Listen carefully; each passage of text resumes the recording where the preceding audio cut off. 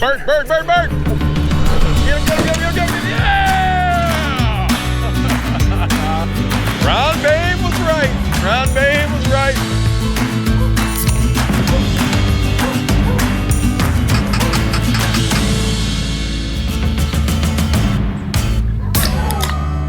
I'm feeling spry.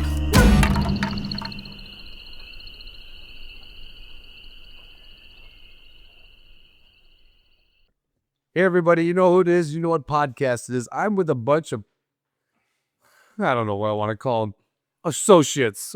And I need some help with the intro because I know you're tired of me going like, by 18 minutes long. So I'm going to pass this over to Josh. Josh, do you know what the title sponsor of this podcast is? I do. Title sponsor is on X. No. So, yeah, you can't just skip through the intro all the time. I use it for everything. It's great. Yeah, you used a 20% discount code? I do. I always use it. Why don't you tell them what it is? HDP20. HDB20. That's exactly. It's on your phone. It's probably on everybody's phone in here. Yeah. Mike, what's one of my other sponsors?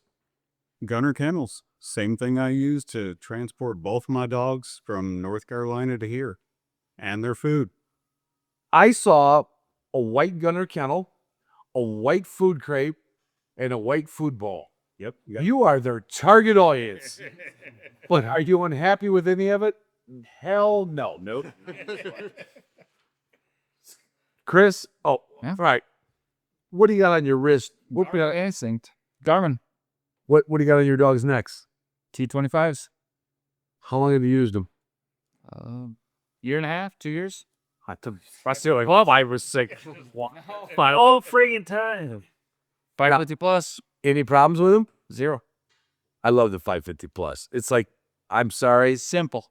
you know, Simple. Rayhan and Andrew could say, Ron, we're trying to sell the 300Is. It's got all the tech and all this stuff, but when you train and hunt, it's the best goddamn. This is why I gave the first this part, and I'm giving Connor, like, if something went wrong with Chris's products, his Garmin, where do you think he would go? Well, I would call up the fine folks at W Supply. Right. Which you've never called. No, because I have a well-trained dog that doesn't run away. Jared, who's one of our other sponsors? Mossberg shotguns. Do you have one?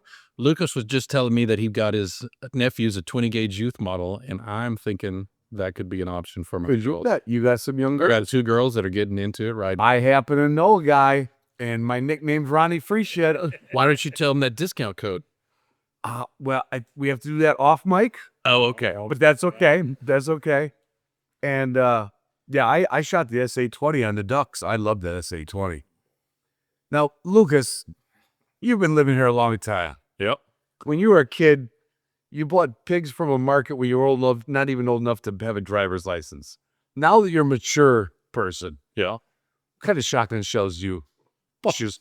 Boss. You know why? Well, his Uncle Ronnie brought him around, gave me a bag of them a couple years ago, and we did some hunting. We dropped some birds, and they're free, so that helped. No, I still get them. Free's good, Appreciate Ronnie, but but free that doesn't kill. doesn't do any good. Right. It doesn't count if you got to shoot 5 times. Right. So we don't have to shoot 5 times. Hey, you're here in South Dakota. We got waterfowl production areas. We also have walk-in areas. Yeah. Why- You want to change out your vest all day long? Who's got leave time for one that? shells, and What would be the thing? Like, if you got tagged with some lead, I don't know, but it never got caught. You know, Yeah, that's it'll happen. John, you've had dogs for you're the oldest guy here. Right. Just feed baby retriever. Yeah. All the way down to pointing dogs. Right. What kind of dog food you feed? Purina, clothespin, dust. Oh, man, that sounded good, didn't it? You sound like Roof. But we got the base thing, Purina. And I go with the high fat content on that. Full back. Yeah. You like your dogs and your women fat, and you sent. I get it. And could anybody guess what I'm wearing from my skivvies to my ankles? Commando. Oh, Smarshwear. It's Josh. Could you work with me a little bit here? It's Marshwear. I got a whole box of it home waiting for me. What size are you? Large? I'll find something for you. Try not to screw up anymore. I wish I was wearing my Arxis boots when we went duck hunting. Oh yeah, you guys would have been proud. I would have not gone halfway into that swamp. I would have not lost a soul off of those old waders. And my Arxis, I did wear the Arxis the other day when it was raining out a little bit. Yeah. And I thought, well, that's the thing. You only need them when you need them. But when you need them, they're freaking great boots. The biggest two problems here is I only have a handful of patrons, which are my biggest sponsor. And I'd love you guys for doing what you do.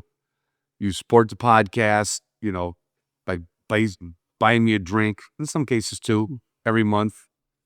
And I couldn't bring out any Watermark beer. So we're drinking Busch Light, unfortunately, Grain Belt Premium, Blue Moon. It all fails in comparison to Watermark Brewery. And Justin, I hope you're having a good time knocking birds down. We'll see you soon. What? All right, let's get this show on the road. This is Pheasant Camp 2025. We're in South Dakota. We're at, why do I screw that up every time? Dakota Hunts and Labs. I'm gonna sharpen on your hand next time. All right. Anyway, I got to meet Lucas through my friend Connor years ago on my way home from hunting trips. I just have a ball here, and Lucas and his dad put together a really nice lodge for people to stay in. Yep. So first, I want to thank you guys for doing it. Yep. Otherwise we'd be on World War II mattresses, and we're not. We're not. And having you guys. But we're here. What week of the season is this? Second and a half week? Second and a half. Yeah, second half. Second and a half week. What was opening week? We talked in September. Mm-hmm. What was opening week like? It was good. We had a couple groups up and through, but I think, one day we had to work pretty hard for them, but other than that, it was pretty good. A little bit of corn left in yet, kind of hurt us in a few spots, but, it's weather's nice, which makes for fun hunting, but, birds are spread out a little bit, but we find them. Some days you had to look a little more but corn's coming out, grouping up, and started a group. And I did good today, finally. Yeah. Connor, you've been sending me pictures for the last 2.5 weeks. Yeah. What'd you say your first 2 hunts were, like 30, 40 minutes of walking? Yeah, I think I did an hour and 15 total for the first week there. And when you were with me in North Dakota? There's a lot more than that. A lot more walking. We were talking more miles to bird ratio than that I was dealing with. But I just hunted by myself the opening weekend. Just got to got to some public spots that I kept an eye on, watching for the corn to come off around the field, and got there early to hold my spot. Didn't need to. Nobody else showed up, but whatever, kill a little bit of time. And I think the first walk, I think I killed my 3 in about 30 minutes. And then the second day, another piece of public, I killed my limit in 45 minutes, so it was pretty quick. So even with my bad knee, I probably could have handled that. For hell, at least with a little bit of complaining, you probably could have, yeah. Well, I'm going to complain no matter what. Jared, you came all the way from Texas. Yes, sir. Why? Why? It's the birds. It's just the exciting part. That's the vacation of the year for me. So I'm always excited. I've got a 2.5-year-old short hair, so I'm just trying to get her bird contact and just to get her more experience. And that's what we did this week. When I met you, what was the other short hair's name? The one that she had some. Sam. I had.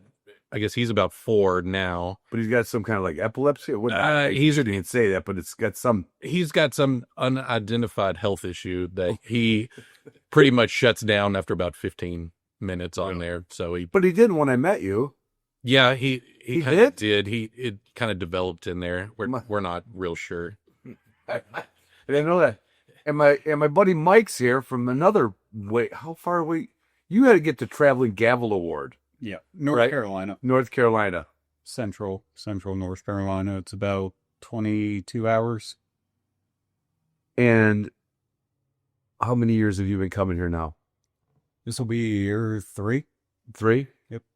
Went to original place. Yeah, all those. And then when we get together, we have we kind of started off as a Patreon hunt, patrons of the show, but it always bleeds into like friends of mine and patrons and everything. What do you have for dogs? Small Munsterlander. He's 4.5, and then I picked up a Picardy Spaniel in January. That's Picardy Spaniel. There's only 300 of them in the country, maybe. Give or take, yeah. What do you feel? What do you think? He's awesome. Like, Is he? That dog has been the easiest dog to train that I have worked with so far or seen. They want to help. They want to work. He's How's shot the retreat? times. Depends how excited he is. No, now expound on that a little bit. So, I mean, because I don't say I'm an aficionado of the versatile breeds, but I've judged a ton of them. I never got to judge a Picardy Spaniel. yeah, so natural retrieving has been really good. Yeah. The biggest problem was when we were in Pierre hunting chickens. Oh, you stopped He got in Pierre? Yeah, he got really excited. First time on wild birds. We had about 20 of them flush all at the same time, and his eyes got about as big as dinner plates. And when he gets that excited, he sometimes forgets what he's supposed to be doing. He's a Yeah, I don't fault him for it at all. And he ran around with this chicken in his mouth for about 2 minutes. He was so excited. We call that parading. Yep. We call that parading. But it's usually done at a test in front of the judges so we can knock your score down. And you got a natural ability test set up with him? Yeah, first weekend in December. In December? Yep. Oh, because you're down south, so you could pull it off. How's the water for the dog? Perfect. No problem. I shouldn't even comment. I know We shouldn't jinx this shit. I'm going to knock on the bar table. But, I mean, everybody goes to these NA tests, and when they do, not everybody, but the people that do, you think you have something, you go somewhere else. Have you taken that dog to different places or each? Yeah. Okay. Yeah, so we have our NABDA training rounds, which Scott and Kylie. Yeah. So that's my home chapter. We train there. And then I'm a member of a pointing breeds club in North Carolina. It's basically pay a membership fee. You have free use of the grounds. We have 7 different fields you can run the dogs in, pigeons I train with. So we alternate fields whenever we go. Then just taking them up to the game lands, let them run around, look for birds. Yeah. Now, what do you have? I know you get some woodcock down that way in the migration. Is there any quail worth chasing down there, or not where you are? There are. Are there? Yeah. Have you done it? Yeah. I've not been successful. That's where I was going. That's where I was. No, the problem is He's heard they exist. Yeah, they exist, and my friends can find them. I can, but I have that deer lease in South Georgia. So if I want to chase quail, You get distracted by deer. No. Okay, that's good. Jared, what do you do in Texas, like for bird contacts? Do you have to always travel, or can you find some quail? No, we're pretty much traveling the whole time. We've got preserves and do a lot of preserve hunts around Texas, but I got to come here. Texas is so private. Texas is real private. South Texas quail, there is, but I'm not in that game. Yeah. And why? That one's out of my price range. Well, You get some big leases out of our price. Yeah, you get some good leases in South Texas, but I'm not on those. John Brentlinger. Yes, sir. You might have to stand up for this one and get a little closer. John's a friend of a friend. I met John a couple times, and John came in from Maryland. So you were still a little further, Mike, a couple 100 miles at least. a little bit. When's the last time you were out west hunting birds? 2020, COVID year. 2020. Yeah. And then before that?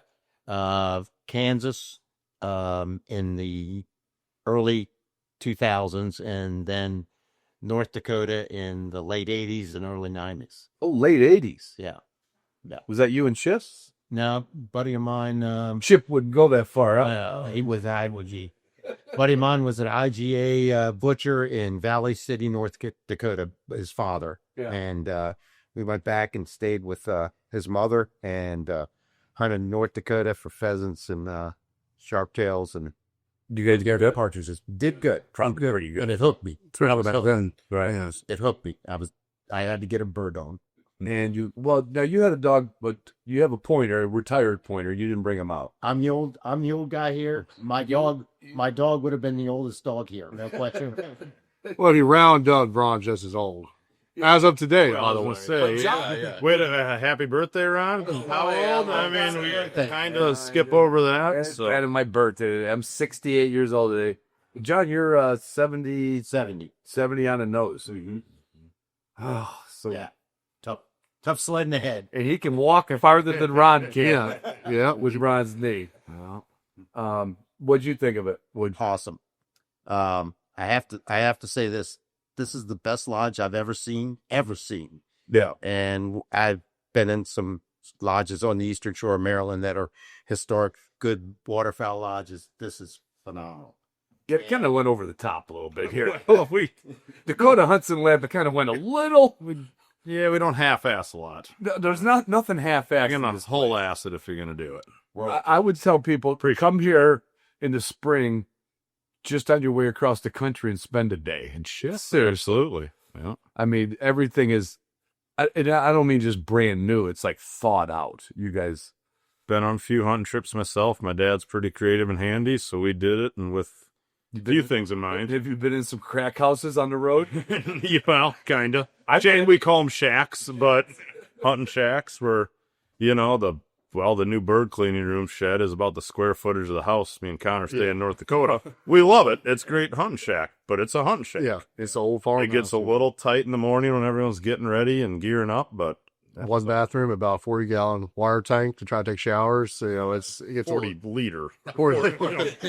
40 pint maybe. It's a lather up, turn off situation, or turn on, lather up. And I want to make clear, this is not like a place that can hold 40 people. No. It's a small, like, group size lodge. Yep. I mean, 6 is the nice capacity if you want to double up beds, or we can sneak a bed or 2 in, but 4 to 6 is going to be your good buddies, Which great is a time. nice I mean, common group of people going out. it's what I like. We can accommodate more if we need to, and day hunts and different things. But yeah, it's where we're at right now, and it works out great so far. Yeah. So No, I've been to a lot of places too, and I was like, well, you guys, boy, what is it? The ROI is going to be a while. It ain't season 1. I can tell you that. Season 1.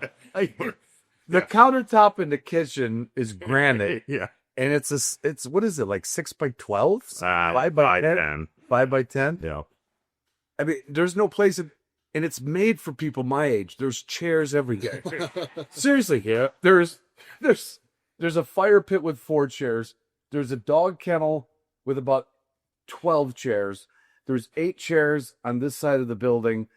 There's 2 random chairs on the west side of the building in case what? Just do Extra chair. Well, the wind. You never know where the wind's going to blow around here, so you, instead of dragging your chair, just have a chair. Yeah. But I that's the infomercial part of this. I love this place. I mean, you kind of feel like, well, your family makes it too. Your dad and your mom. No question. Yeah. They come over. Your mom can handle a bunch of guys with no problem. You don't have to wonder what she's thinking. Nope. She did tell me since your birthday you don't have to clean, because every time she comes around, Ron's cleaning, wiping down That's kind of tables. what I do. Yeah, she said take the day off. She told me to tell you that. Appreciate it. Yeah, I saw them this morning. I scolded her for coming out in bare feet. And your dad said, he goes, yeah, I couldn't get anything but the shoes off her. That's your dad. Yeah, that sums it up. Yeah. Some of the hygiene, we're not going to worry about exactly where we're in eastern South Dakota. Eastern South Dakota, which is traditionally not, you don't get lambasted by tourists here. No. But there's plenty of public hunting grounds. I mean, hell, there's one, I was 2 miles that way and 3 miles that way. Plenty of places to go. Mm-hmm. But you guys also have some CRP fields that you have. Yeah, we own some. Family. We lease some. I grew up here, so we drive a harvester for some of them at midnight. Yeah. I went and helped a buddy and finish up some cornfield, and This now their kid neighbor. growing up here just learned to do this. I mean, If you grew up out of the city limits, yeah, and even them come work for the farmers. Somebody just said, "All right, jump in this," and You don't have an option. They need bodies. So you don't have a driver's license, but you'll figure it out. how old do you have to be to drive a tractor, Luke? Would 4?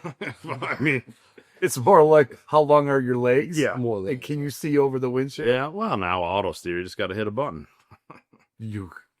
Kind That's of. it. Well, I mean, no. You got to stop. Yeah, clutch brake, a few things, but I've been coming out to South Dakota for a little over 30 years, and this is kind of close to the area I used to come. And I like, because I don't see the people, and not that I'm against seeing people, but I think I saw one other group of hunters and a spot I wanted to go to. right.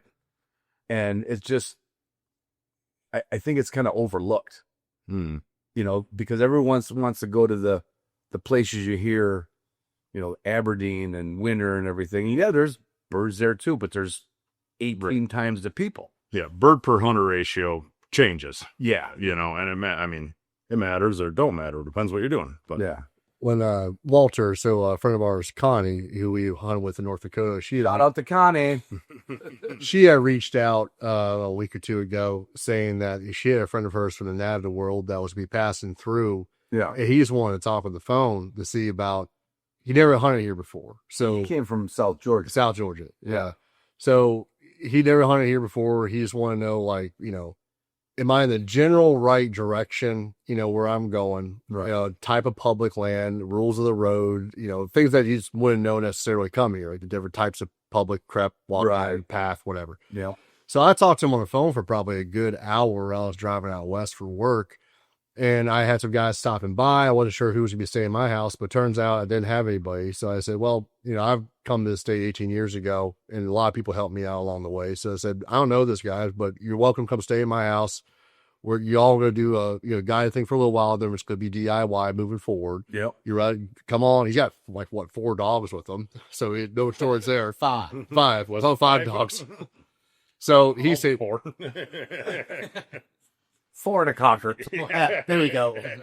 But when I was talking to him on the phone before we even set up to come hunt, I was like, you got to find a balance, because you live in South Georgia. If you've heard of a place in South Dakota, so is everybody else. Right. So you got to find that balance for where you have access, where it's not going to be overrun. So that could be a lot of the state, but in pockets and that sort of thing. So I said, pull up your Onyx, see where there's a lot of public, overlay that with like bird counts and all, and try to find a happy middle ground is what the suggestion I gave to him. Yeah. Now it turns out he came home with me for the last 2 days, but but he would, he struck off on his own this morning to go meet his friend to shot a limit of birds. Yeah. In a place that he's never seen before. Pretty good. Yeah. Yeah, that's pretty good. That's damn good. Yeah. John, what did you, I saw you kill a bird this week. I did. And we Actually, 2. 2? Come on. What were you shooting? I forgot what you were shooting. I know what it was. Satori. The Satori? Yes. So you're trying to be like Chip? Yeah. Well, A little bit? he turned me on to it. Yeah. Shout out to Chip Parkins. Any takeaways from the week? Yeah. I met Connor in day 1, and we just hit it off.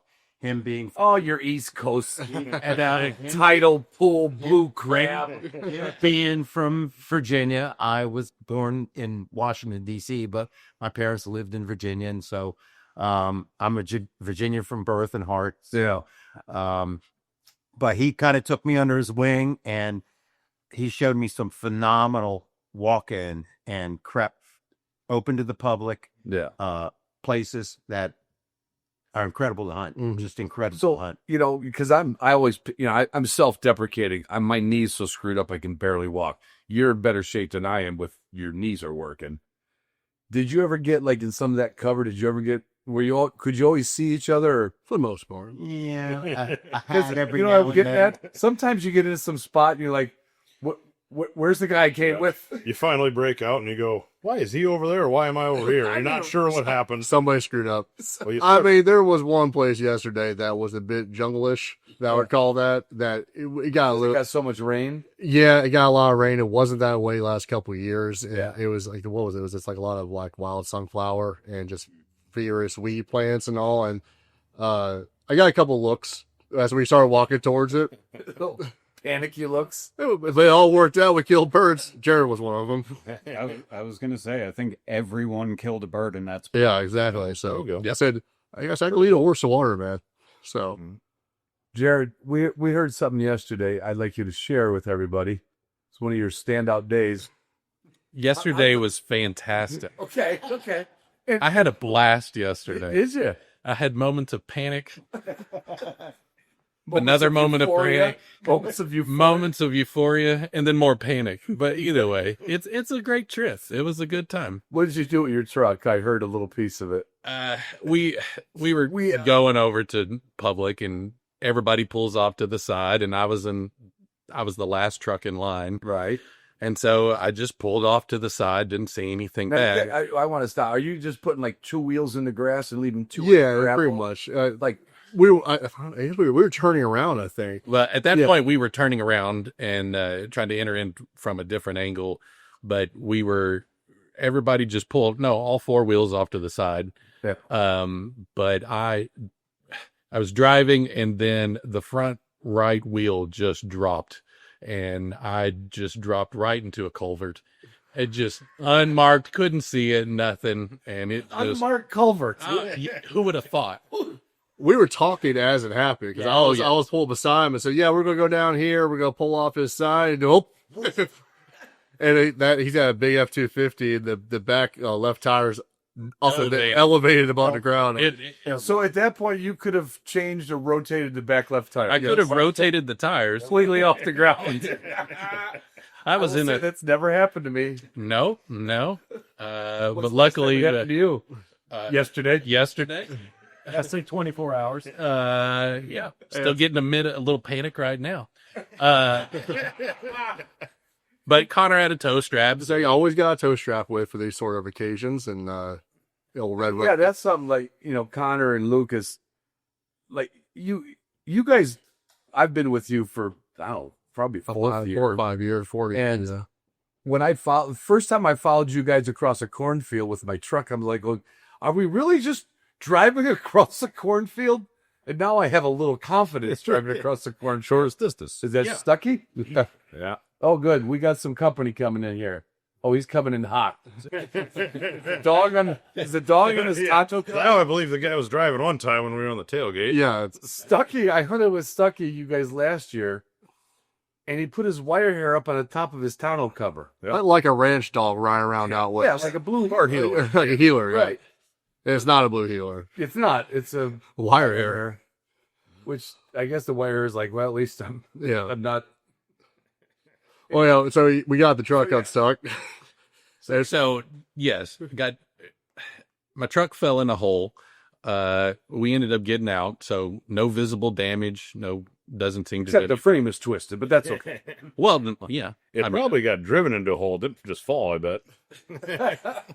it was driven into a hole. It was not a sinkhole. Technically, it was driven into a hole. Yeah. No visible damage. It was fine. So that was fine. But later, I fell into a hole. No visible damage, so that was also fine. So Ron can't say the same. Visible damage. no, Ron falling into a hole was not visible. Probably a little swelling today. Yeah. But you got the truck out. We got the truck out, no problems. Went down the road, went to the next place, so we were good. Oh, somebody. You're missing a key portion of the story. We went and hunted, and then he came back, and when you fell in the hole. Oh yes, I did lose my phone. See, we can't miss these tidbits. So, yes, I've put my truck in a hole. I put myself in a hole. I've lost my phone. Oh. We found the phone, so that was nice. Panic had set in. Yeah, third panic, and then on there. Did you just want to come back home for the afternoon, or were you game? We were on so many birds, and I was It excited. does take your mind off. That takes your mind off of it. Dog pointed birds, shot birds. I was excited. Yeah.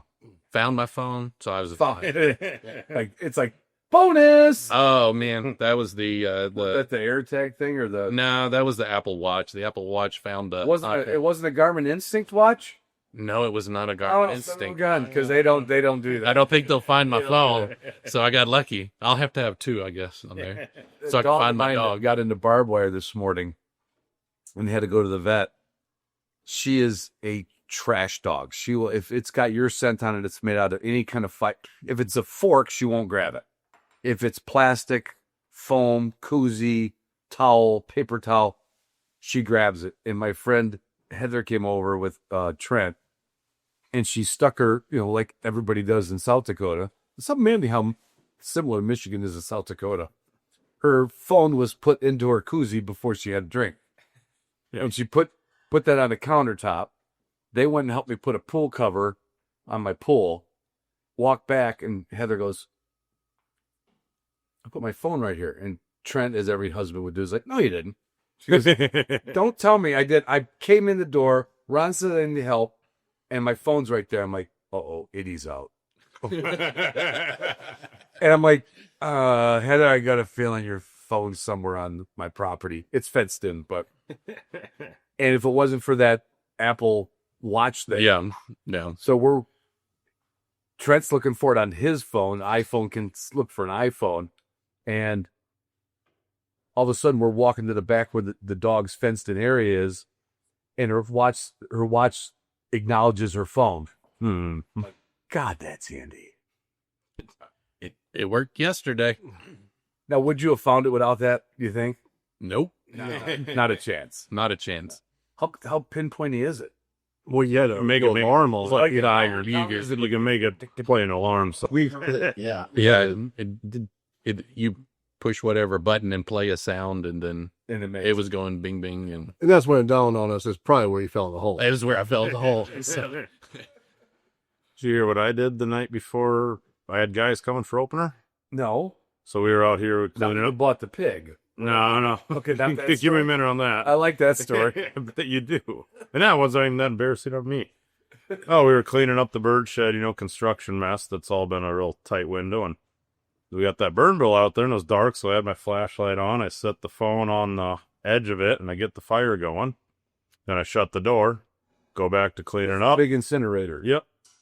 Start looking for my phone 20 minutes later. Grab my mom's phone, call it, straight to voicemail. There's only one thing that can mean. So I did find that phone without a watch the next morning of the ashes. And I got guys coming in and What did it look like at that point? 3 pieces separated, but it's little black belted. Yeah, just not bad. They gave me trade-in value on it. Did you save the rare earth minerals inside it? They gave me $800 for it at Verizon. They go, it's identifiable. I said, if you say so. But yeah. So yeah, perfect timing. We're scrambling to get stuff cleaned up, and I got clients coming that afternoon, and yeah, nothing like it when I have to get a brand new phone that morning. So I know the feeling. Did you have perils this week? Any perils at all? No, not really any perils other than my inability to shoot birds. What the fuck? Come on.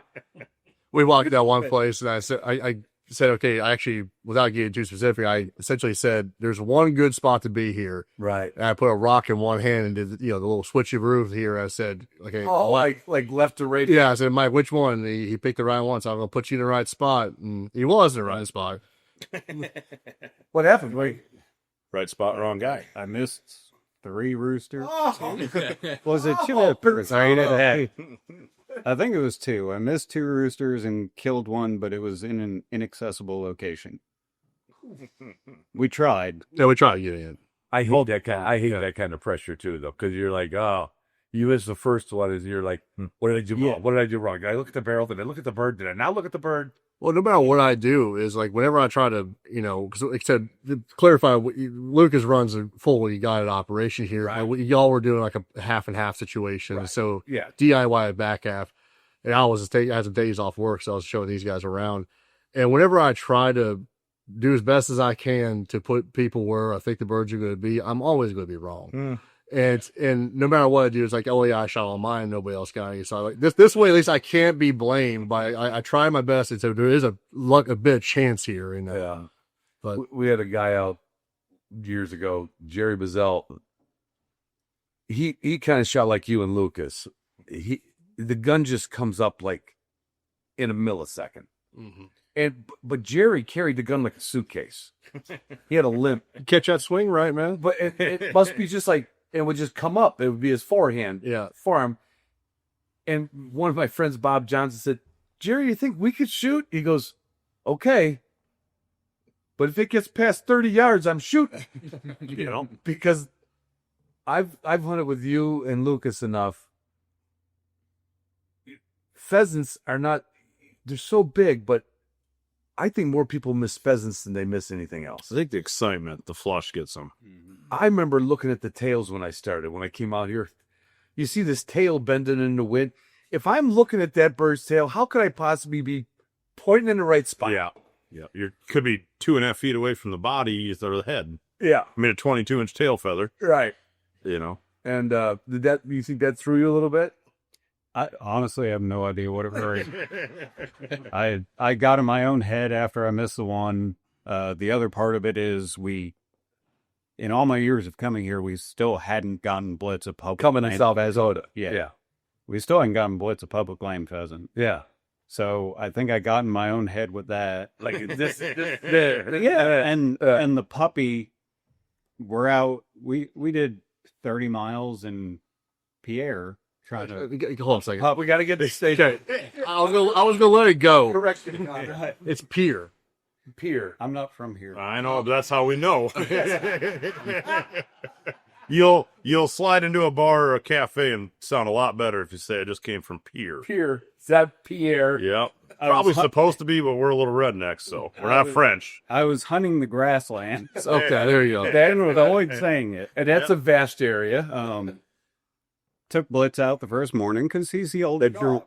Small Munsterlander. He's the older dog. He hits first hunt.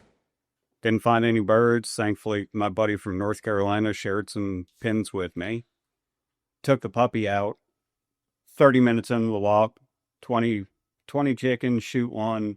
Puppy gets first wild bird. Yeah, we got that text picture. That was... Yeah. Rest of the time, hunted Blitz. Nothing, no birds. They're flushing at 100 yards. Take the puppy back out to give him a break. 30 minutes later, shoot another chicken for the puppy. So, of course, I'm being hard on myself wanting to get Blitz a bird on this trip. I don't give a damn. No, I don't either. But I probably did what I started. Yeah. I said, the other dog didn't get it. Do you do that? I mean, you don't hunt.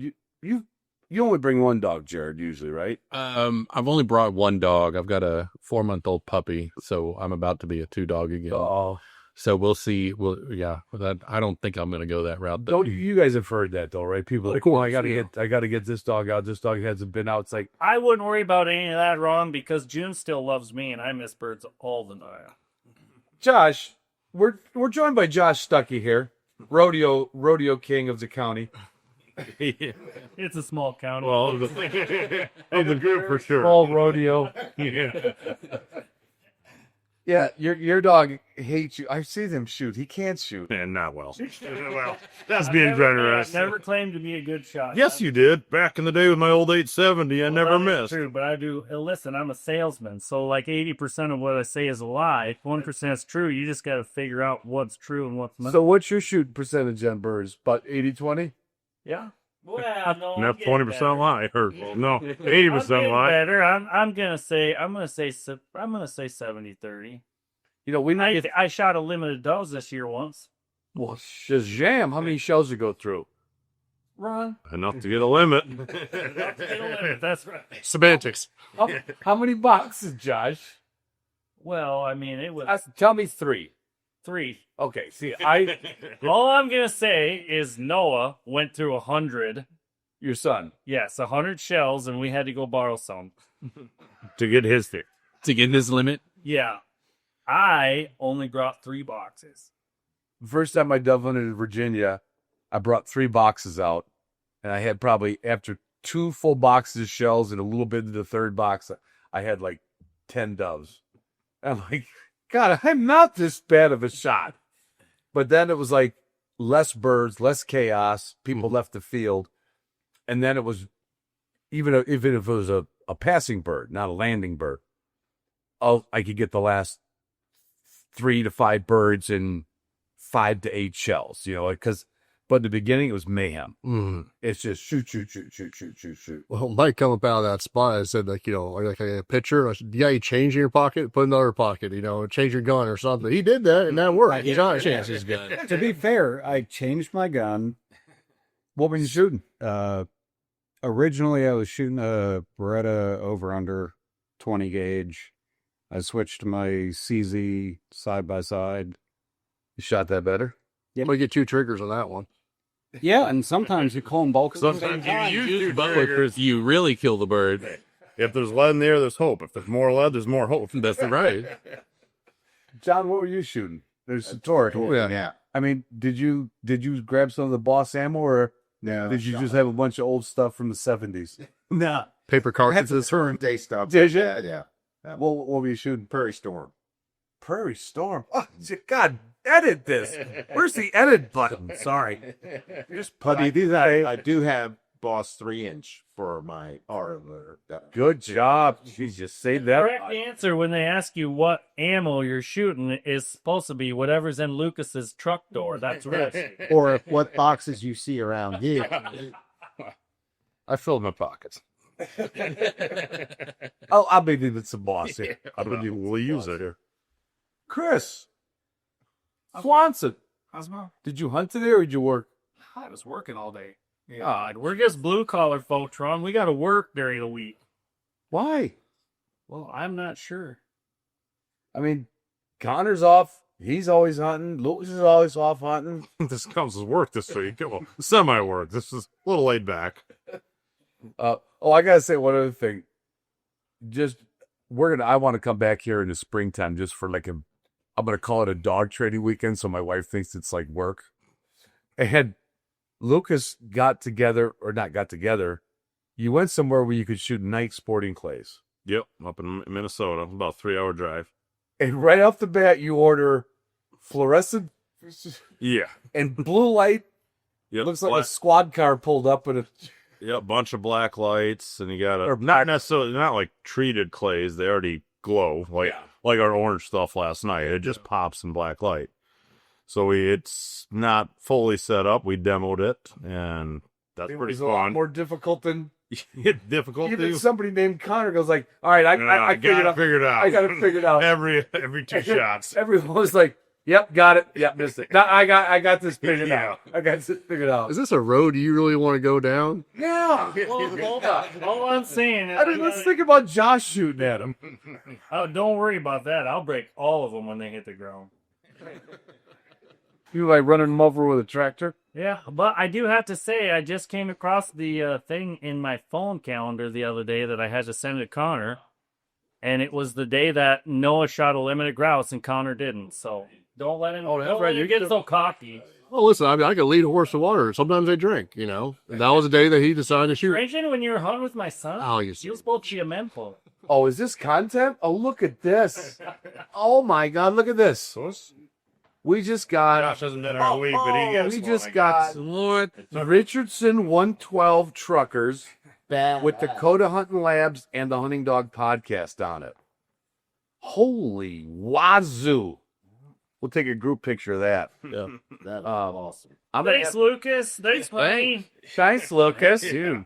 Hey, I'm going to hit this pause for a second. So, one of the other highlights this year, 2 years ago, I wanted to get a waterfowl license. I never applied for South Dakota non-resident because you have to apply for it. North Dakota, most states, over the counter.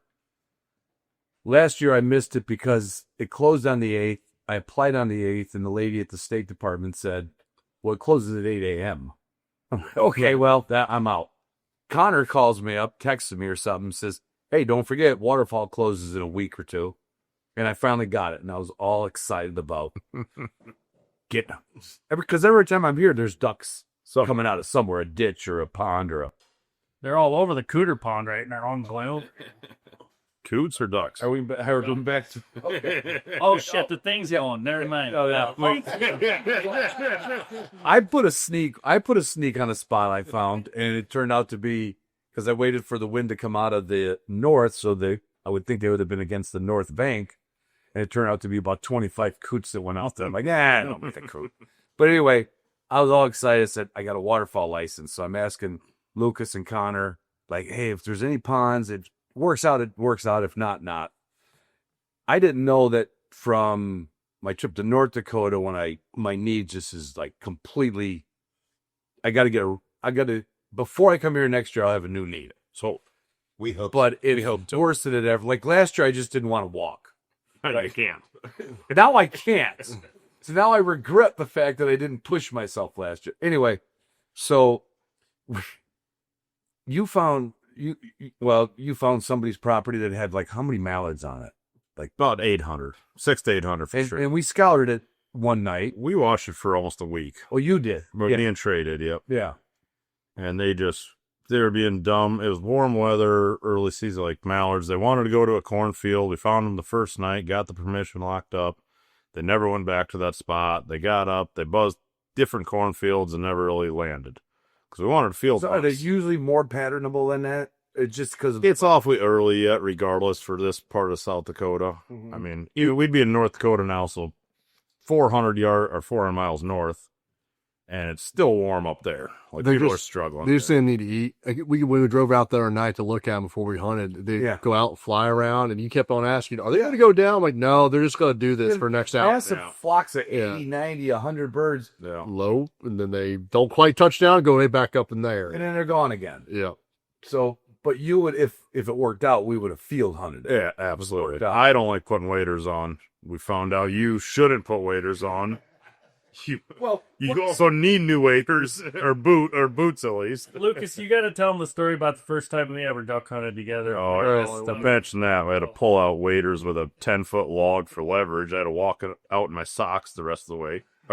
We got them out, but I had to climb out of my waders. Anybody do this stuff? That's why we try to avoid it. They call it a successful duck season was when we don't put our waders on. It just I'm just dry field hunt. Take a knife to mine. We don't need to do this. And so we went out and scouted that, and I think it was Sunday morning. I think it was. Yep, we went and tried it. And of course, now I remember why I don't like duck hunting, because you have to get up earlier. Mm-hmm. And and of course we stay up later because we're thinking about getting up earlier. Yep. So you're going there with minimal sleep. And again, the only upside of that hunt was we got to drive down to the cattails. Yeah. Now we still had to get through the cattails. Yeah, there wasn't a pack in, at least. Right. It wasn't like, okay, we're packing in decoys. We could drop off. We had a little Trig, and what's the mom's name? Ashley Schlee. Ashley, Trey. Trey, and you, and Connor, and me, and was that it? Yep. That was it. Yeah, I wasn't invited. You were? No. Well, they said you couldn't hit a duck, so I think that's You're not wrong about that. Should had someone to carry the decoys, but You haven't even shot a pheasant this year, Josh. Usually they make me swim after the decoys that float away or something. yeah, that's happened. For something. Yeah, good dog. So we get set up there. Connor says, "Do you have a headlamp?" And I said, "No, but I got this little flashlight on my Garmin wristwatch." It's like, and you gotta cut it. You got a full one. Thank God. Connor's got it. Well, I asked you the night before, said, what do you not have? You did ask. And he said, no, I'm good. I'm good. I'm good. That clearly wasn't true. And so you need a headlamp right away. Right. And then you put on a pair of Sins, fly fishing waders. Fly fishing waders with boots. All right. Well, that'll work at least a little bit. And now my knee is so screwed up. Well, first of all, you guys started packing it. You like pack mules, the decoys and the stools and the dog platforms and everything. And I'm just sitting back in the grass going like, well, nice, I don't want to do this anymore. And my knee is so fucked up that morning that every step I took was just hurting. Then, of course, you get out into the cattails and it's about, 10 inches of water and 2 feet of mud. Close, yeah. But until you walk on enough, it doesn't really turn into quicksand. Yeah. So once you find the hole that's feeding out. So I was watching where in fact, I watched where you guys went in, but I didn't pay attention. It's in so much of my life, I don't. And I just started going through that cattails and I just backed out. I said, I don't care. I'm going to sit on the bank. I'm not going in there. Then I backed up with the headlamp, and I'm like, oh, there's the path. They're in there. You guys are out there throwing decoys and, doing everything you're supposed to do to duck hunt. And I'm just trudging. What are we doing here? Josh? I'm marketing for Luke. Oh, that's great. Well, I thought we were gonna take all the stuff in and come get you and guide you to your spot. You're taking an old lady to church. I went back out to get the last couple things, and I'm like, "Where the fuck's Ron?" And then I hear all of a sudden, "Where's Ron?" from the inside. I struck out on my own down a path that you guys. You just can't hold him back to a good duck. Oh no, I was game on it. My right foot is getting stuck in the mud and it's hurting. I'm using my Mossberg, that SA-20, as a walking stick, and all of a sudden now it's up to the butt handle of the receiver. I'm like, guys, I can't go any further. Why? Because my Mossberg only has a 14.5-inch pull. Length of pull. I'm out of stock. And Connor comes up with the Gandalf stick. See, I have a big wooden walking stick, which is kind of a tool of the trade for walking in snow. It's like a 5-foot stick with stout. It's just a big stout stick, which It's like a shepherd's stick. which I brought for myself. But but I guess we have to give it to you. So I can see your light still in the cattail. So he's still upright. So I'll make my way back For a to while I was upright. guide him out like we're crossing the road or something. This is so pitiful. The last few years I've duck hunted in Michigan, me and my buddy Jeff go up into the alfalfa field while his kids and all the young people go down to the pond, and we get some passing shots at woodies or geese, whatever comes through. And I'm like, no, I want to do this. And I'm actually starting to get a little panicky because I just can't get through this slog. Connor comes up, carries my gun, gives me his Gandalf stick, and I'm like, I look like Tiny Tim trying to with the crutch. I'm like, Well, at that point, you're committed. We're already almost there. yeah, I'm only like 15 feet away from where I need to be. And then Connor says, well, go off to the right. And Lucas says, he goes, you're not going to make him walk down the line. You can't get any further. He's holding the left side at this point. And being left-handed, I actually should have been on the right side of the line. But anyway, I get out there. God, what's that name of that stool? The swamp stool. Swamp stool. Yeah. It's a couple people make them. Yeah. Avery, whatever. I put the fucking stool on the ground, and I go all the way down to my butt. And now I can't get up. And God goes home. He says, what are you doing? I says, I said, the bottom's not hard enough. And I keep stabbing it in the ground like I'm looking for oil.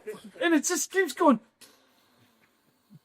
And God says, did you open up the legs on the bottom? Yeah. It's got wings. It's got wings on it. I didn't know it had legs. It's weird. What a game changer. What a game changer. He pops them legs out, and I sat on that, and I was like, oh, sweet. This is duck hunting. This is duck hunting. Oh, fuck. That was I have never felt that like incompetent and newbie in my life when I say this duck still just keeps sinking to the ground. And then you went ass over decal, and our friend's wife had to come pull you up out of the reeds. Oh yeah, I said down goes Frazier. Because it did kind of leak on the back a little bit, and all of a sudden it just went. And so, well, long story short, short story long. Luke, as you said, you would never typically shoot the roost, but these ducks just weren't. They weren't cooperating. We'd watch them for a week, and we were mad, and we wanted to. If it would have worked well, we would have smacked a lot of mallards. You would have done it. They just, They just didn't want should have, could have, would have. Yeah. They still want it. But there were still ducks flying. Oh, yeah, a little bit We shitty, but. got ducks, and I think I shot at least 3 or 4 of them. Yeah. Yeah, okay. I think you're Sorry, wait. Let me rephrase that. I think I shot at least 3 or 4 of them. We found some boss pellets. A couple in there. times I heard you guys say, Ronnie, on your left. It's like, The other left. that dead left-handed to right-handed safety. I'm like, by that time you guys shot. But then on the way, Howard, this is great. Now I'm wearing these 12-year-old Orvis fly fishing waders that have the boot, the sock, and then the boot. You tie it up. They weren't uncomfortable. I have not had them on my feet in 12 years. On the way out, in fact, when you guys called it, like I don't know when you just like, okay, this nothing's gonna. The few that worked ain't worth a damn at all were first light, and we were just having group after group just pass us by. It's not gonna happen. enough. Yeah, you're just gonna watch them fly away all morning. Spin it. You're gonna stay there till noon. We'd have probably You'd have picked a few. You might got a few, but we just kind of it ain't worth it. I ain't that mad at them. right. Well, you know when you know. It's just not. Today's not the day, so we made the call to go ahead and pick up. And when I heard you guys say that, I was like, hallelujah. Yeah, so you can leave while we go trudge around and pick up decoys for the next half an hour. Well, you guys were back to the truck before I was with the decoy. Well, my first mission, like, we gotta get Ronnie. It's gonna really get bad if the podcaster of this podcast hunt doesn't make it out of it.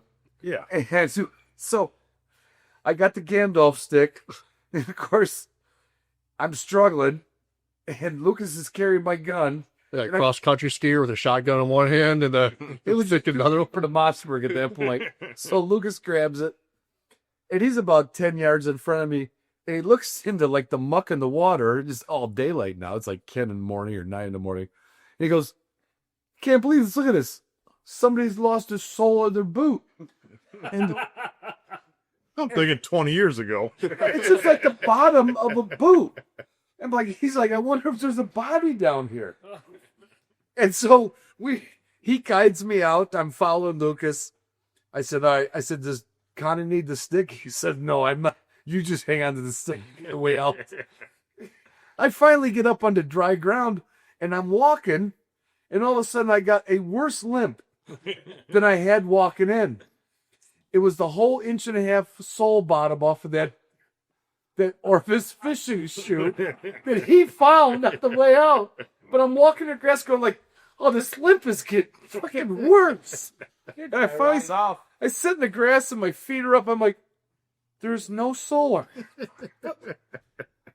Well, it was successful in one way. We cured Ronnie of ever trying to do that ever again. Not even applying. Not even applying for waterfowl ever again. Ron, I'll stay at the lodge with you and make breakfast while they do. Well, that's it. We'll have a couple of breakfast beers and a cigar. The worst is the easy access spot where the ducks were with this wind that we had. Yeah. That's where they wanted to go over us. So if we had gone to the easy place that we thought was a low percentage chance, we would have done way. Might have been that. Yeah, that's ducks. Yeah, that's just the way they go sometimes. Now, do you think these were pressured ducks or hard to say? Not pressure. I think they just didn't need to eat because it's been warm. It's just been it's 50-degree at night back. Yeah. They might touch down for a little while, and or they're eating some vegetation in the slough. They just that if the weather changed, it dropped down the 20s. We'd been in the field shooting them, killing them. Different. It's just I think the way we finally got moisture this year, and the way it got wet was dry till June still. The vegetation, these sloughs grew up, and then they flooded, and then they got water back in them. So I think there's plenty of that had seed could come to seed. Yeah, I think that's why the ducks have more. They're more seed in the water. I mean, a mallard will live in a pond. They did for years. I never shot a duck in a field in Virginia. It was always in beaver swamps. Right. Those just tidal rivers. No killing frost did either. Right. Exactly. So they just eat duckweed and ragweed or whatever was growing in the water before the water got. They might, when we saw them flying around, they literally might be stretching wings. What day was that? Sunday? Sunday we hunted. Sunday. Yeah. That was the worst day. Oh yeah, that's when we came back. We all took naps, and then we went out there from here. It's like we kind of lose track of the days when we did that. So anything else goofy that happened other than that stupid duck hunt? I'll never. Oh, my day today. Oh yeah. So I've been. I don't want to say cognizant or trying to be like, oh, I don't want to slow you, but I'm whining like a bastard right now. But something's torn in my right knee more than just normal pain. It's up my leg, down my leg, and you guys have been heading out and hitting spots. There's spots that when you get to some of this grass where the birds are, I can't pick my foot up and over it. I got to kind of drag it through. High knee.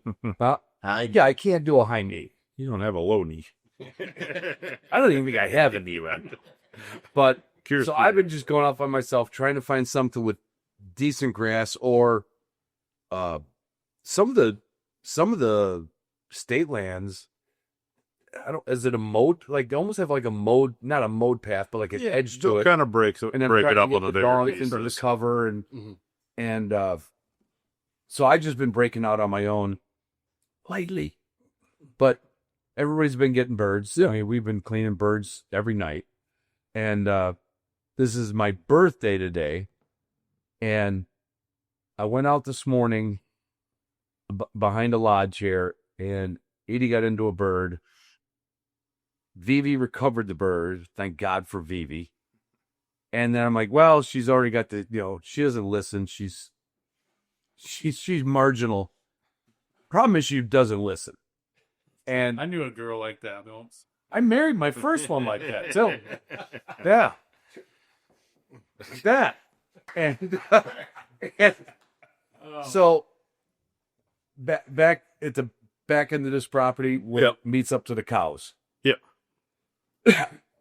She's going under the fence, and I said, Eddie, no. As I hit vibrate on her collar, she comes back under the fence. Second later, her head picks up. She goes under the fence. Most dogs, unless they're running crazy, they'll just they'll duck and maybe get a little nick or something. They don't care. Yeah. And she goes out there, and I'm like, oh my God, I'm gonna have to. And when her head's up, there is something going on. I call her back off, but down at the bottom of that, there's just this swale of grass or whatever you call that. It's like 4 feet thick, and it's twisted up and it's bent over. Yeah. And it was along the fence where she went under 15 feet away, and she tries to come through that to me, and she gets hung up. And she's ki-eyeing like Troy Hahn's dog when he hunted. Sorry, Troy. I know you're going to listen to this because Mango gets the juice sometimes. She is ki-eyeing, and I'm thinking with my knee the way it feels, I don't think I can get into this swale to get her out of here. Like, I'm already thinking of medevac. And somehow, I think she just kind of flipped herself through it. I don't know if she impaled herself on something or because it wasn't a typical barbed wire tear. It wasn't like a 90-degree tear. It was a big round circle, like not a tennis ball, but a little smaller than a tennis ball.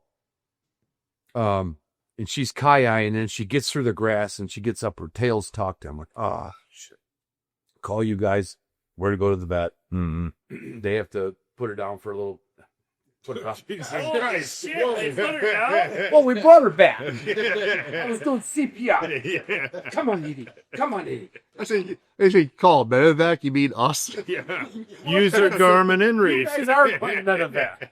I didn't have my 300 eye on. There I you didn't go. have SOS. Coulda, woulda. I get her on the trail. For a dog that never wants to be by me, she's just walking next to me, and her tail's tucked in me. Of course, I check her out. I'm like, I got to get stitches and that. Luckily, it only opened up the skin, didn't penetrate the muscle, but whatever, that's why the vet said it probably wasn't just barbed wire, because whatever she hit separated a lot of the skin from the muscle. So she had to really flush it way far back up in her, I would call it her rear armpit, for lack of a better word. And so now I'm at the vet's clinic. Thank God I'm in South Dakota. You know what that was? $146 with the medication. With sedation and sedation. Where do you stand him, Lucas? I don't know. We're in town. In town. And I was like, that's, well, it's kind of like when Lucas sent me to the mechanic shop to get a tail light out. And we worked 40 freaking minutes to get that stupid Dodge tail light off because I got these safety plugs in there. And your buddy's like, he wasn't frustrated with me, but thank God I mentioned your name. Because right off the bat, he says, well, I don't have anybody here yet. You have to drop it off. I'm like, well, I'm over by Lucas's. All right, let me take a look at it. It helps to be local. Yep. And who you know. And the vet wanted to know where I was too. And there's another funny story about the vet clinic. But anyway, so she got put down, or sedated. Put under. Yeah, Under. Not even that far. Sedated is way less. For We killed the dog, sewed her up, and we gave her some CPR, brought her back. Hooked a hot wire to her. And then we sold what was left. Anyway, this is getting good. So one of the vet techs, she's on that elevated, that table goes up and down, you know, and it's like a barber's chair. And when I walked back in, I did a little shopping, and Eddie's still just like on the table. And I said, should I leave her here a little bit? Should I come back? And the vet said, no, she's coming out of it. She's starting to breathe bigger, and she'll be out of it in a few minutes. And she goes, you can just carry her out to the truck. No, I gotta go down 5 steps at that clinic. And I said, I hate to say this because You have a lady here that can carry that seat out. Shut up, John. It happened to be a lady. Hey, we bring them strong around here. I'm to tell you how strong. I said, if I had help, I could do it, but I'd feel better falling up the stairs than down the stairs with my dog. Because she's still kind of half asleep. Oh, yeah. They're hard to hold on to when they're half lit. Oh, yeah. I mean, Like a big old elbow jelly. My wife told me the same thing. So this vet tech, I think she's a vet tech. She could have been a vet, but I think she was a vet tech. She picks her up. We put her on the scale. She's 65 pounds. Both arms. Her head's hanging off her right arm. The legs hanging off the left. She's following me out, down the stairs, walks down with the stairs. She got there faster than you. That's true. But the girl behind her that was going to help, starts humping you. she said, the girl said, she goes, I got this. She goes, you know, you're 6 months pregnant. And she's carried my dog. She goes, 7 months. South Dakota vet tech, 7 months pregnant. I couldn't even tell she was pregnant. And she carried my dog. And then when I got back, the only parking spot was all the way by 6th Street. So, and she had to carry it about 50 yards. Because you couldn't have just pulled up. She got tired of waiting. I was so impressed. I was like, she's just like, no, it's okay. It's okay. Anyway, so Eddie's fine. She's crying. She's out in the kennel. Anyway, so then I've got limited places I can go, and I found a spot on a waterway between a cornfield that was cut and a bean field. Had my best birthday ever. There you go. Had Good. my best birthday ever. Shot some nice birds. Did lose one. Transparency. Yeah, but happens the best of us. It happened today too, right? Yep. I mean, you guys said half the wing came off a bird, and Yeah, it was just total kamikaze coming right at me. Had protect myself. It was coming at me so I hard. said a wild pheasant is like a white-tailed deer when they're shot. It defies the. It's like I just put a bullet in you. Yeah. And I'm going to run. It's the opposite half the time. Like stoned them dead. Dogs are on it. Yep. Get up there. Where's the bird? Where's the bird? Or his head was still up. Look around. Dog's coming back with the bird. I mean, you just. It almost never makes sense. Or they bury in the cover. They run. You shoot the wing off. They still got legs. You know, when these guys first got here, I took them out to a place. I saved in my phone as historically good spot. That's the name of it. A historically good fucking spot. Yeah, exactly. And bird got really on the outside edge of where you could kill one, and I could see I broke its wing and it went down, and we couldn't get Ozzy to it in time, and we got the trail, winds on our back though, whatever. Didn't find them. We only hunted, it was late in the afternoon, so we only hunted maybe not even a quarter of that field. So I said, well, we can go, we'll go back to that field after they were fishing, cutting corn around it. Yeah. And we went back there, and 2 days later, I found a bird with a broken wing running around without a tail feather on.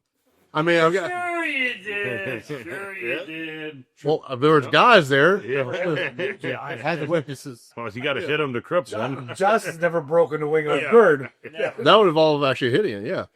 So yeah, that thing. I mean, granted, there's a chance somebody else did, but where it was, and it's just like It's unlikely. more likely that bird ran around because it had a tail feather when I shot it. Yeah. So that might have been either my dog either got a hold of it at a point and got away from it, or a coyote took its tail feather off. Yeah. It ran around for 2 days, and I found it 2 days later. And even when the dog does get that close, it's amazing how.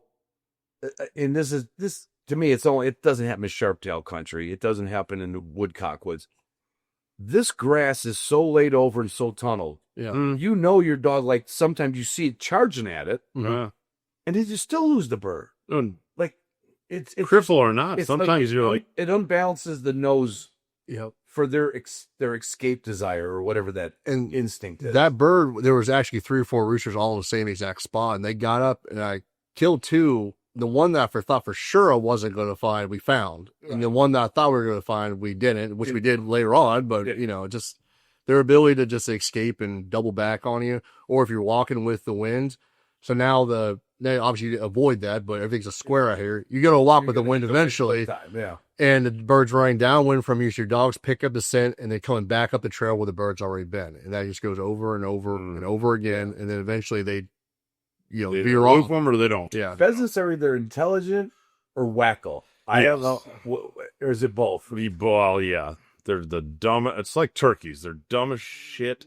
Yeah, because and then they're not. It's legal to road hunt here. Yeah. So, I hunt turkeys all the time. I say why they're hard to kill is because they have no rhyme or reason to anything they do. Yeah. We've seen pheasants fly into telephone poles. It's like we had a hen this week, right? That hit a tree limb. Yeah. That's just douche.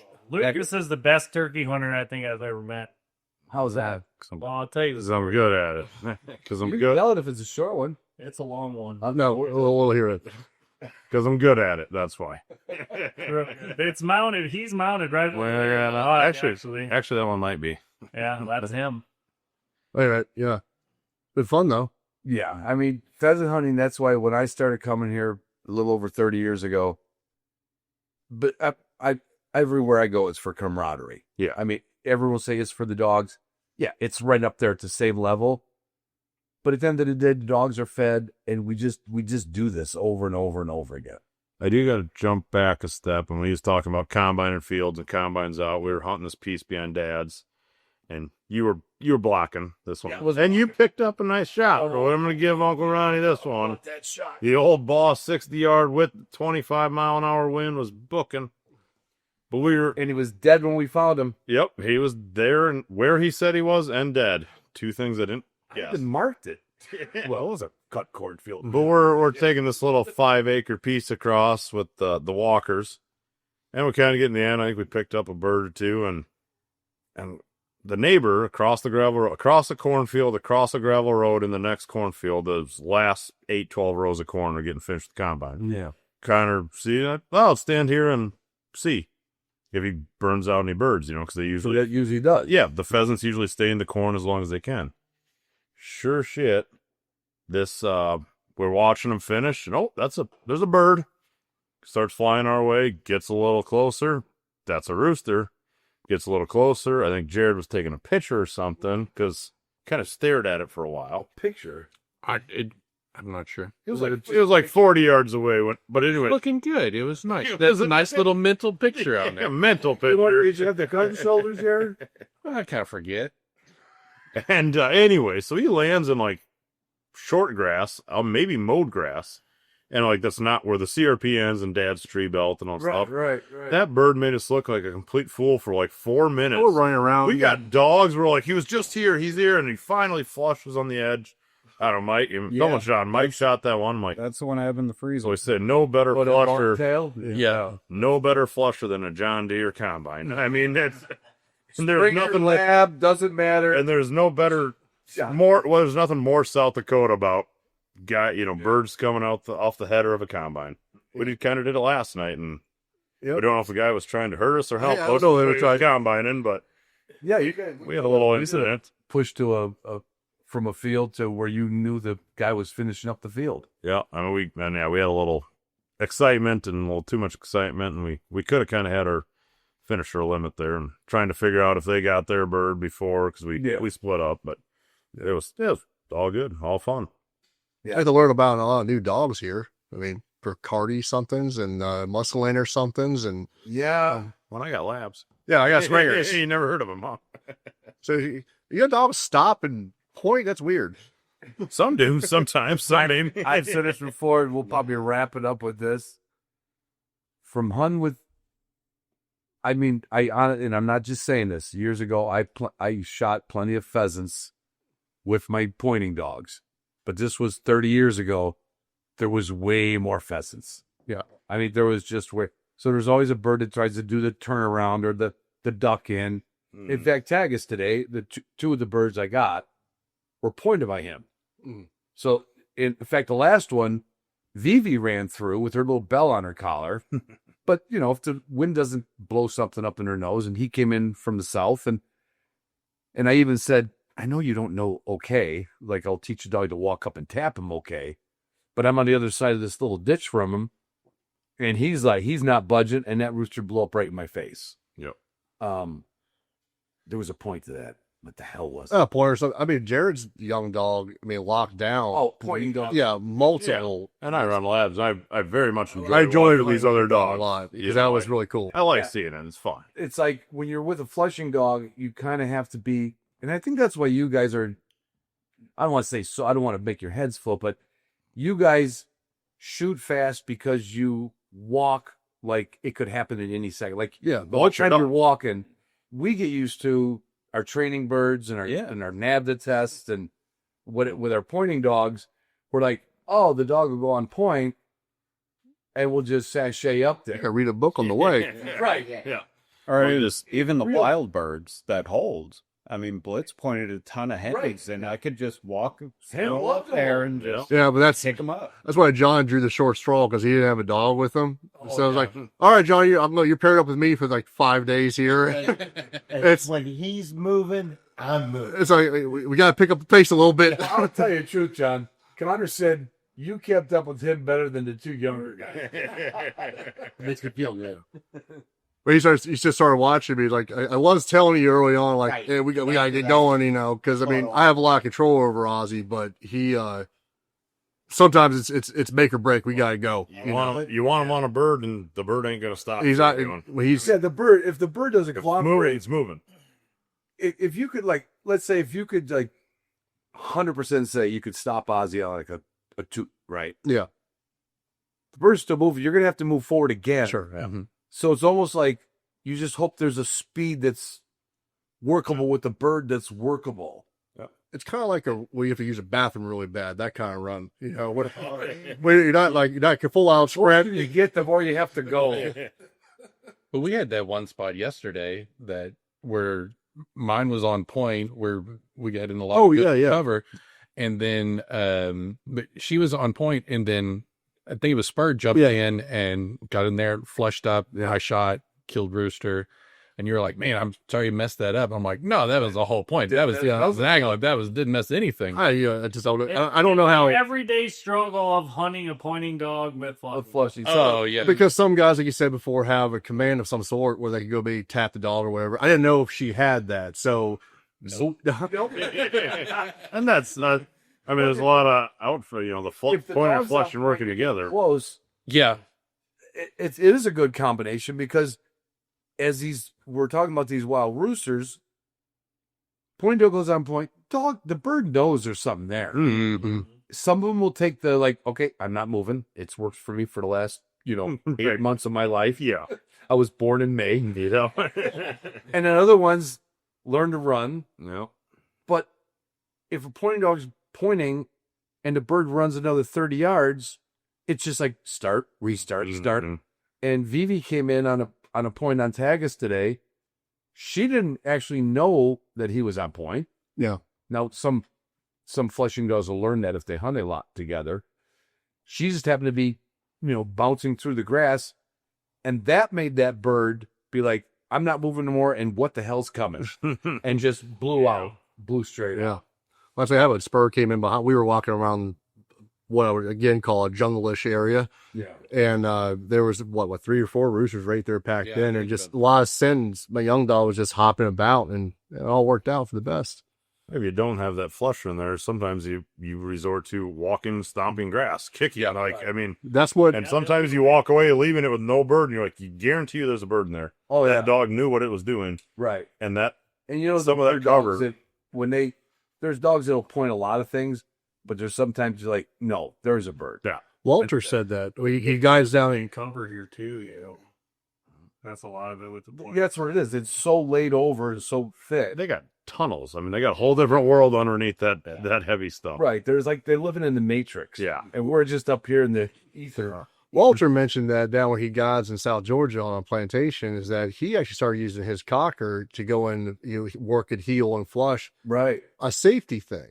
you busted up a covey of what 10 to 20 quail. Yeah. He's not walking in there with a bunch of birds going every which way. Right. That's why part of the reason why he started doing it. Yeah. I hunted at Brace Plantation one time, and I saw a pointer and a cocker combination that if I was a millionaire, I would have bought both dogs and be God, just so I could see But you were, Ron. No, I'm a half a millionaire. It's 1,000 You're a thousandaire. I'm about to have $100,000 knee.